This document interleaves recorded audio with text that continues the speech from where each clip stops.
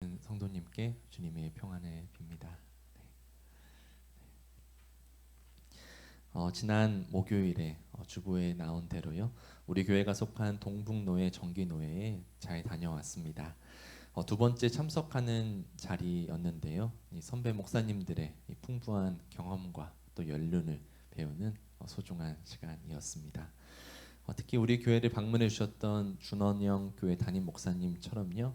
이 묵묵히 각자의 자리를 지키면서 하나님을 섬기는 선배 목사님들을 뵈며 큰 도전을 받습니다. 가장 노회에서 인상 깊었던 순간은요. 이 자세히 어떤 이슈에 대해서인지는 설명드리지 못하지만요. 자신의 본인의 유불리를 떠나서 이 다음 세대의 목회자들이 겪어야 할 부담과 어려움을 먼저 고민하며 이 목소리를 내어주시는 선배 목사님 분들의 모습이었습니다. 본인들 세대에는 관례적으로 그럴 수 있다는 것을 이렇게 법제와 이렇게 규칙으로 만들려고 하는 자리였는데요. 굉장히 같은 저희 시찰에 부드럽고 되게 이야기도 편하게 해주셨던 목사님이 갑자기 이렇게 손을 들고 앞에 나가시더니 아주 진지하게 그것은 다른 그 다음의 목회자들 다른 목사님들께 부담이 되지 않겠냐고 하면서 이렇게 말씀을 하시는데 정말 이것이 어른의 모습인가 저는 사실 그 나이 또래 분들과는 더 어리잖아요. 어쩌면 그 다음 세대가 맞이하는 현실일 텐데 그거를 고민하고 딱 이렇게 말씀하시는 목사님 분들을 보면서 참 감사하기도 하고 교단의 희망을 저는 발견했습니다. 자기 세대의 이익보다는 이 공동체의 내일을 생각하고 있는 모습이니까요. 그런 마음으로 저도 아파트 동대표에 이렇게 나갔는데요. 감사하게 이번 주에 이렇게 아파트 동대표가 되었다는 이렇게 문자를 받았습니다. 저도 그와 비슷한 다짐으로 이렇게 동대표를 나갔습니다. 아마 딸이 태어나지 않았더라면 나가지 않았을 텐데요. 제가 동대표에 나간 이유는 이 아이는 마을이 함께 키운다는 말이 있잖아요. 그래서 함께 살아가는 우리 마을이 우리 딸이 살아갈 이 동네가 이 아파트가 더 좋은, 더 따뜻한, 더 안전한 그런 마을로 섬기고자 하는 마음으로 나갔습니다. 오늘 우리 세대만을 위한 결정이 아니라 우리 다음 세대가 그리고 우리 이웃이 살아갈 내일을 함께 고민하고 바꿔 간다면 우리가 살아가는 세상이 또 교회가 더욱 좋은 곳으로 하나님의 희망으로 가득 차게 되지 않을까요? 갈수록 세상은 각박해지고 무심해지고 있다지만 그렇게 세상을 따뜻하게 더욱 살기 좋은 곳으로 만들어 나가는 하나님의 희망이 우리가 되어서 함께 그렇게 만들어가는 우리 모두 되기를 간절히 소망합니다. 아멘. 잠시 기도하겠습니다. 주님, 이제 주님의 말씀을 나누고자 합니다. 주님의 참 복음의 진리를 바르게 잘 전할 수 있도록 성령 하나님께서 이 시간 이 자리 가운데 역사하여 주시옵소서. 예수님의 이름으로 기도드립니다. 아멘. 814만 분의 1, 이 45개의 숫자 중 6개를 맞히는 확률입니다.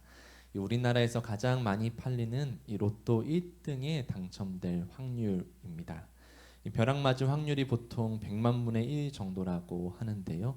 이 평생 벼락을 한 번 맞을 그 확률보다 8배나 더 희박한 확률이 바로 로또 1등에 당첨될 확률입니다. 이 로또 1등 당첨금을 혹시 알고 계신가요? 이 당첨금은요, 이 전체 판매량과 이 당첨된 사람 명수에 따라서 달라지는데요. 평균 20억 정도입니다. 세금을 제하면 실수령액은 약 14억 정도입니다. 이 수백억 부자가 되는 건 아닐지라도요, 한 사람 일생에 큰 변화를 줄 수 있는 금액이죠. 확률적으로는 불가능에 가깝지만 그 불가능한 일이 내게 일어나기를 또 내게는 가능하기를 바라는 마음으로 이 로또를 구입합니다.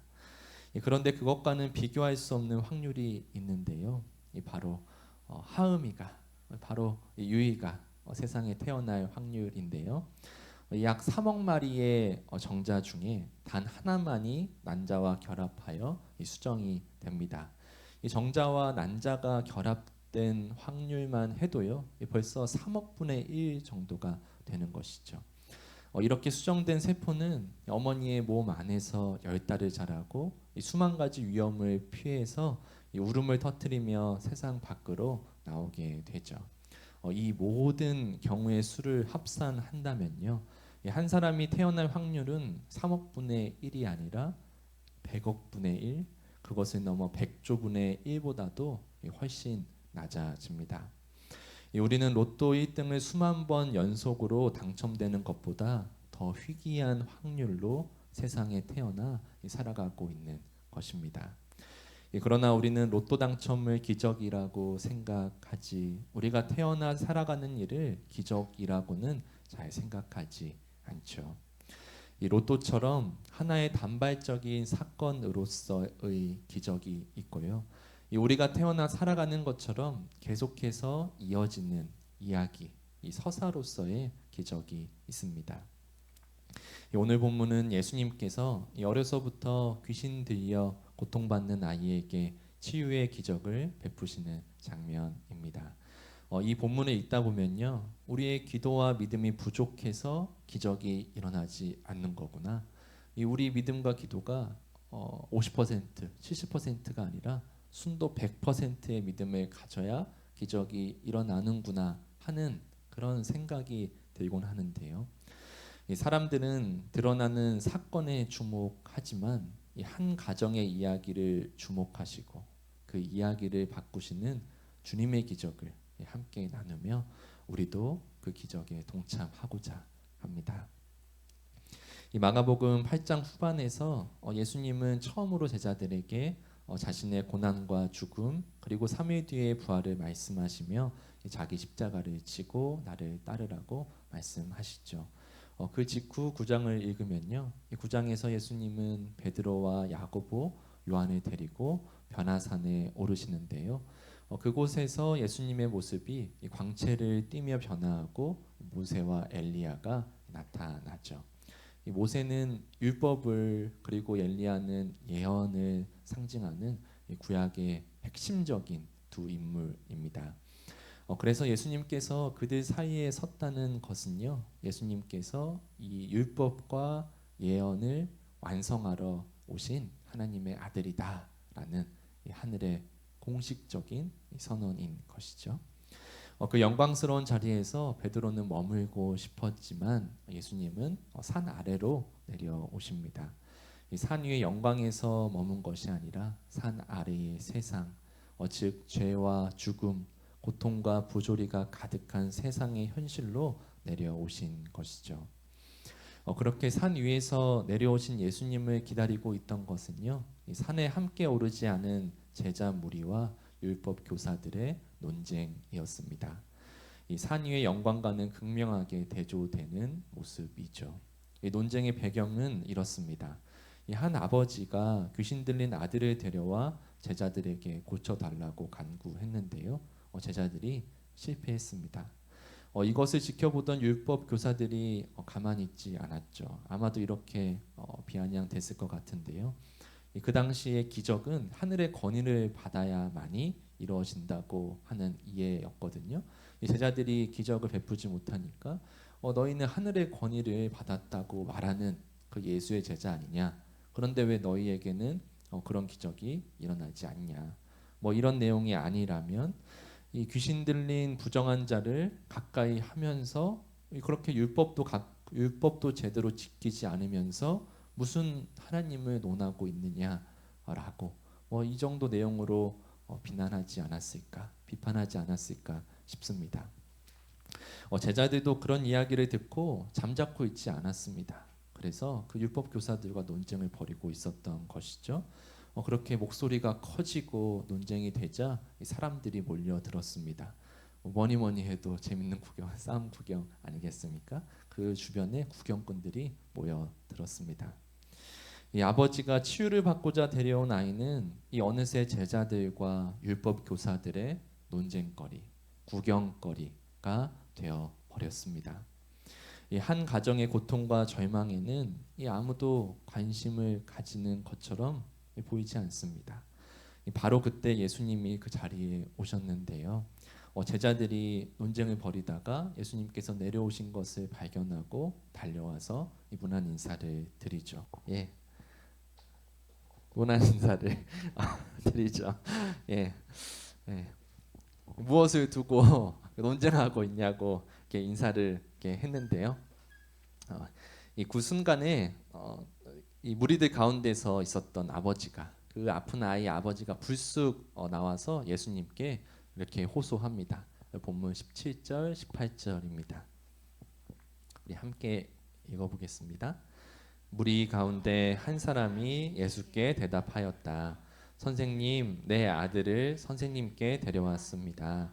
그 아이는 말을 못하게 하는 귀신이 들려 있습니다. 어디서나 귀신이 아이를 사로잡으면 아이를 거꾸로 뜨립니다. 그러면 아이는 거품을 흘리며 이를 갈며 몸이 뻣뻣해집니다. 그래서 선생님의 제자들에게 그 귀신을 쫓아내 달라고 했으나 그들은 쫓아내지 못했습니다. 예수님께서는 이 말씀을 들으시고요. 너희들은 믿음이 없는 세대라고 내가 언제까지 너희와 함께 있고 너희를 참아야 하겠냐고 호통을 치십니다. 이 책망은 제자들만을 향한 것이 아니라 논쟁하는 율법 교사들, 구경하는 무리들, 말 그대로 이 모든 세대를 향한 탄식이죠. 그리고 그 아이를 데려오라고 말씀하십니다. 이어서 19절과 20절인데요. 19절과 20절의 말씀은 제가 읽겠습니다. 예수께서 그들에게 말씀하셨다. 아, 믿음이 없는 세대여, 내가 언제까지 너희와 함께 있어야 하겠느냐? 내가 언제까지 너희에게 참아야 하겠느냐? 아이를 내게 데려오너라. 그래서 그들이 아이를 예수께 데려왔다. 귀신이 예수를 보자 아이에게 즉시 심한 경련을 일으켰다. 아이는 땅에 넘어져서 거품을 흘리면서 뒹굴었다. 이런 광경을 예수님께서 보시고서는 그 아이의 아버지에게 예수님께서 물으시죠. 이 아이가 이렇게 된 지 얼마나 되었습니까? 이 자식의 고통을 물어보시는 예수님께 아버지는 감춰둔 속마음을 털어놓는데요. 21절과 22절입니다. 제가 읽겠습니다. 예수께서 그 아버지에게 물으셨다. 아이가 이렇게 된 지 얼마나 되었느냐? 그가 대답하였다. 어릴 때부터입니다. 귀신이 그 아이를 죽이려고 여러 번 불 속에도 던지고 물 속에도 던졌습니다. 하실 수 있으면 우리를 불쌍히 여기시고 도와주십시오. 하실 수 있으면, 방금 예수님께서 이 믿음 없는 세대들이여라고 책망하시던 그 목소리를 분명히 아버지도 곁에서 들었을 텐데요. 그 아버지는 하실 수 있으면이라고 말합니다. 어려서부터 죽을 고비를 넘겨가며 겨우겨우 살아온 아들이 그 아들을 낫게 하기 위해 여기에도 왔지만 정말 이번에는 고침 받을 수 있을까? 헛걸음한 건 아닐까 하는 그 절박한 믿음과 불신이 뒤섞인 말입니다. 예수님께서는 바로 그 마음을 짚으십니다. 23절과 24절인데요. 이 말씀은 함께 읽어보시죠. 함께 읽겠습니다. 예수께서 그에게 말씀하셨다. 할 수 있으면이 무슨 말이냐? 믿는 사람에게는 모든 일이 가능하다. 그 아이 아버지는 큰 소리로 외쳐 말했다. 내가 믿습니다. 믿음 없는 나를 도와주십시오. 이 아버지는 그런 예수님의 대답을 듣고 바로 이렇게 외쳐 말하죠. 내가 믿습니다. 믿음 없는 나를 도와주십시오. 굉장히 모순된 말이죠. 믿으면 믿는 것이지 나는 믿는다 말하고 나의 믿음 없음을 도와달라니요. 이 자식의 고통을 오랜 세월 겪어온 그런 자식의 고통을 오랜 세월 곁에서 지켜봐온 아이가 낫기를 바라는 아버지의 절박한 심정이 담겨 있습니다. 예, 당신 말씀처럼 저도 믿고 싶습니다. 그런데 나에게는 그런 믿음조차 없으니 그런 나를 도와주십시오. 긍휼히 여겨주십시오라는 말이겠죠. 예수님은 이 아버지의 절규를 기도로 들으십니다. 그리고 치유하십니다. 그 치유의 장면이 25절에서 27절인데요. 이 말씀은 제가 읽겠습니다. 예수께서 무리가 어울려 달려오는 것을 보시고 악한 귀신을 꾸짖어 말씀하셨다. 이 벙어리와 귀머거리가 되게 하는 귀신아, 내가 너에게 명한다. 그 아이에게서 나가라. 그리고 다시는 그에게 들어가지 말아라. 그러자 귀신은 소리를 지르고서 아이에게 심한 경련을 일으켜 놓고 나갔다. 아이는 죽은 것과 같이 되었다. 그래서 사람들은 모두 말하기를 아이가 죽었다 하였다. 그런데 예수께서 아이의 손을 잡아서 일으키시니 아이가 일어섰다. 우리가 한 가지 주목할 점은요, 예수님께서 이 무리가 어울려 달려오는 것을 보시고서 서둘러서 귀신을 쫓아내시고 치유를 베푸셨다는 사실입니다.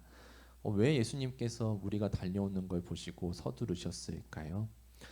예수님은 이 가정의 아픔이 사람들의 구경거리가 되는 것을 원치 않으셨습니다.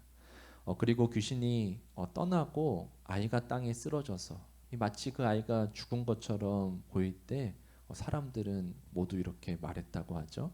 아이가 죽었다.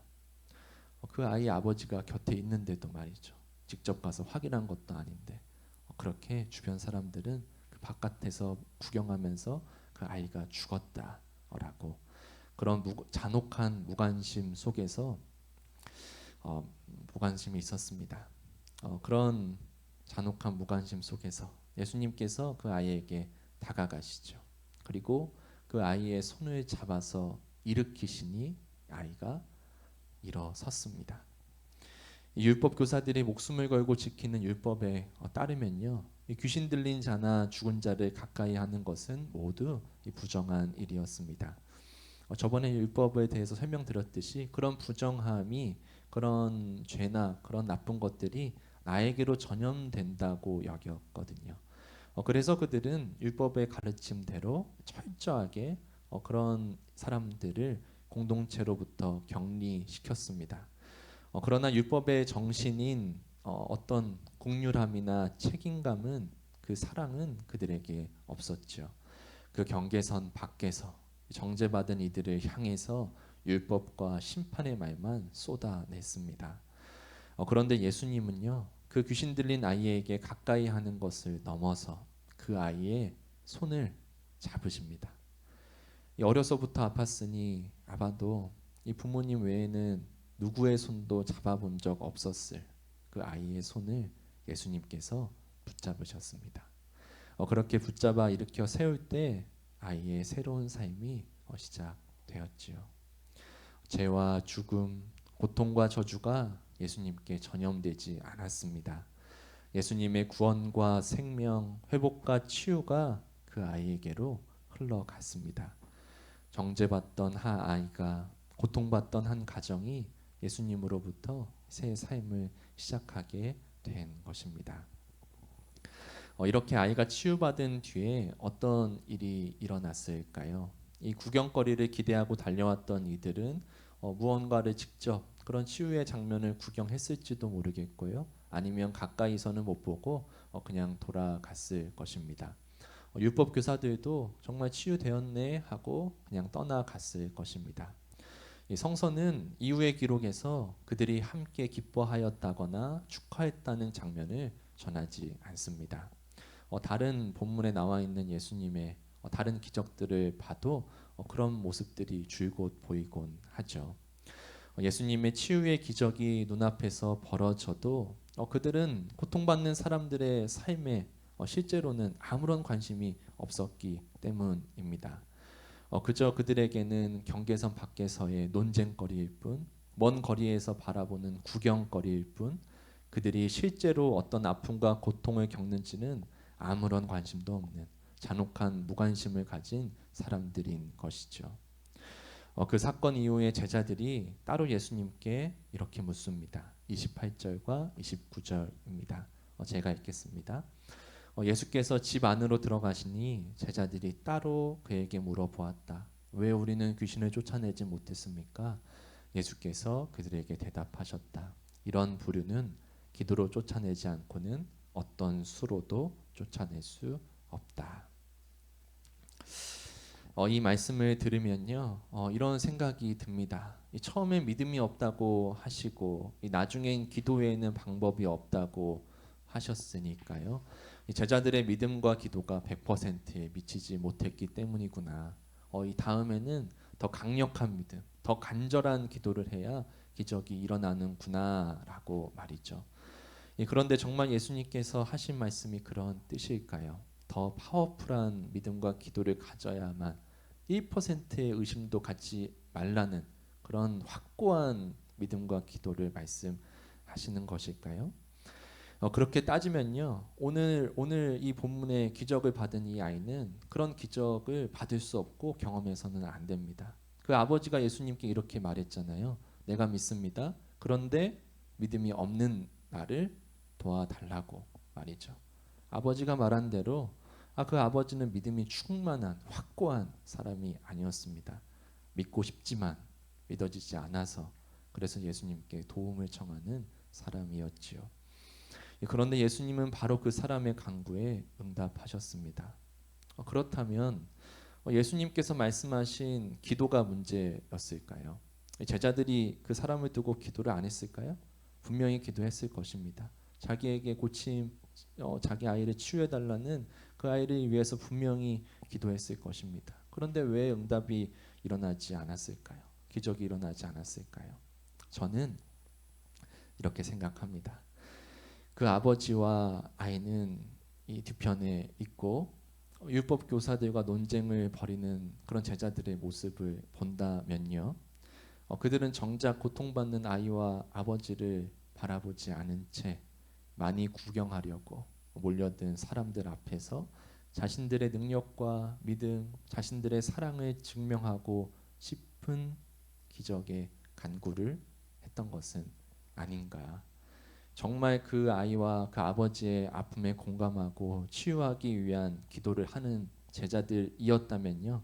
단번에 그런 치유와 기적이 일어나지 않더라도 그래서 그거를 두고 누군가 시비를 걸더라도 적어도 그 아이와 그 아버지가 보는 앞에서 그 사건을 두고서 논쟁을 할 수 있었을까 저는 생각해 봅니다.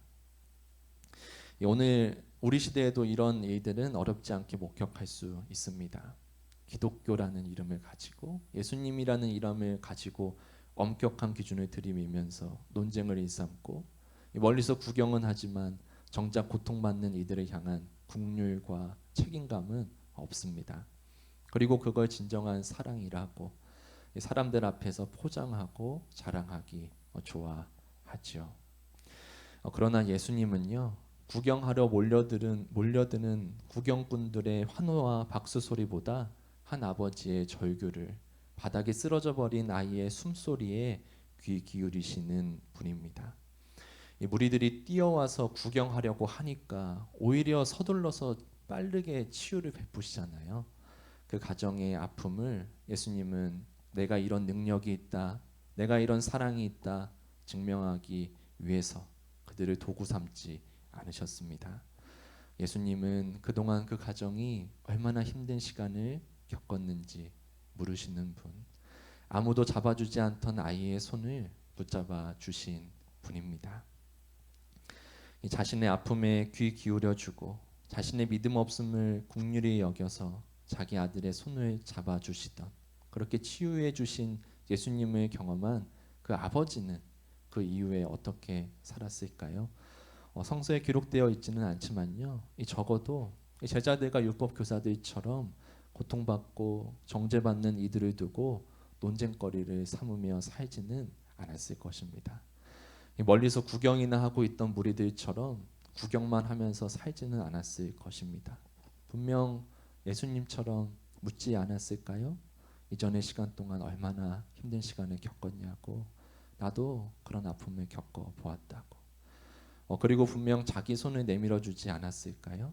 예수님처럼 그런 도움의 손길을, 위로의 손길을 사랑의 손길을 말입니다. 그래서 예수님께서 행하시는 기적은 한 사건의 한 순간의 단발적으로 머물지 않습니다. 기적은 하나님 나라를 향한 표지판이 되어 그 기적을 겪은 이들을 하나님께로 이끄는 연속되는 이야기의 기적입니다. 예수님은 기적을 통해서 마치 표지판처럼 하나님 나라를 사람들에게 말씀하고 계신 것이죠. 하나님 나라는 이런 곳입니다. 우리 이 방향으로 이렇게 함께 살아갑시다. 이런 하나님의 나라 이뤄갑시다라고 말이죠. 오늘 우리는 이런 기적을 이뤄가기 위해 기도하며 그 기적을 이뤄가는 사람으로 살아가고 있습니까? 주님은 바로 그런 이야기의 기적을 이루는 사람으로 우리를 부르고 계십니다. 구경꾼이 아니라, 논쟁꾼이 아니라 주님의 귀를 가져 경청하는 사람으로, 주님의 손이 되어 살아가는 사람으로 부르십니다. 한순간의 기적이 일어나고 말고로 우리의 믿음을 증명하거나 테스트 받는다고 생각하지 마십시오. 예수님께서 보여주신 기적은 오랜 시간 그 가정에 겪은 아픔을 물으시고 들으신 경청이었습니다. 이 사람들의 비난과 정죄와 구경거리로부터 그 가정을 보호하신 일이었습니다. 그리고 모두가 죽었다고 말하는 그 사람들의 잔혹한 무관심 속에서도 그 아이의 손을 잡아 새 삶을 살게 하신 일이었습니다. 우리의 믿음과 기도가 바로 그런 기적을 소망하는 것이라면 우리의 기적은 반드시 이루어집니다. 비록 우리 자신이 환호받고 박수받지 않더라도 우리가 아닌 하나님께서 영광을 받으시고요. 우리를 통해 다른 이들이, 우리의 이웃이 하나님께로 향하는 그 구원의 기적이 일어날 것입니다. 주님께서 이뤄가시는 구원의 기적을 이뤄가기 위해서 기도하며 그 기적을 이뤄가는 믿음의 사람 되어 살아가는 우리 모두 되기를 간절히 축원드립니다. 아멘.